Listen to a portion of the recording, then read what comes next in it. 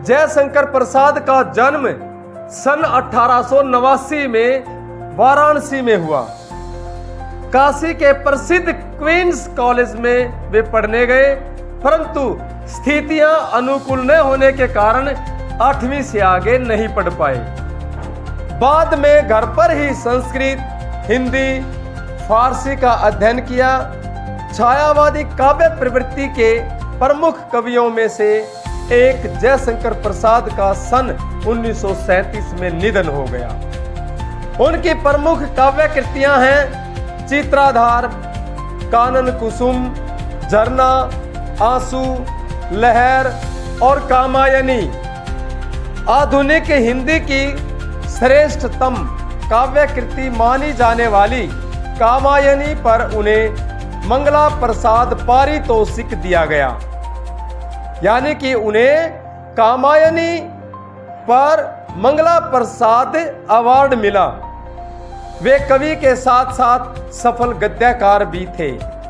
अजातशत्रु, चंद्रगुप्त, स्कंदगुप्त और ध्रुव स्वामिनी उनके नाटक हैं, तो कंकाल, तितली और इरावती उपन्यास हैं।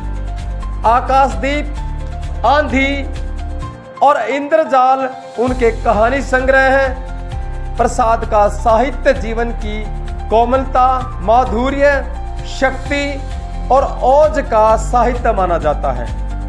छायावादी कविता की अतिशय काल्पनिकता, सौंदर्य का सूक्ष्म चित्रण, प्रकृति प्रेम, देश प्रेम और शैली की लाक्षणिकता उनकी कविता की प्रमुख विशेषताएं हैं। इतिहास और दर्शन में उनकी गहरी रुचि थी, जो उनके साहित्य में स्पष्ट दिखाई देती है। प्रेमचंद के संपादन में हंस पत्रिका, जिस पत्रिका का संपादन प्रेमचंद जी ने किया था, उसका एक आत्मकथा विशेषांक निकलना तय हुआ था।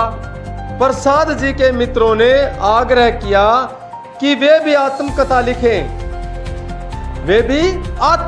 लिखें। प्रसाद जी इससे सहमत नहीं थे। इसी असहमति के तर्क से उत्पन्न हुई कविता है आत्मकथा। 1932 में हंस के आत्मकथा विशेषांक में यह कविता पहली बार प्रकाशित हुई थी। छायावादी शैली में लिखी गई इस कविता में जयशंकर प्रसाद ने जीवन के यथार्थ तथा अभाव पक्ष की मार्मिक अभिव्यक्ति की है। छायावादी सूक्ष्मता के अनुरूप ही अपने मनोभावों को अभिव्यक्त करने के लिए जयशंकर प्रसाद ने ललित, सुंदर तथा नवीन शब्दों और बिंबों का प्रयोग किया है।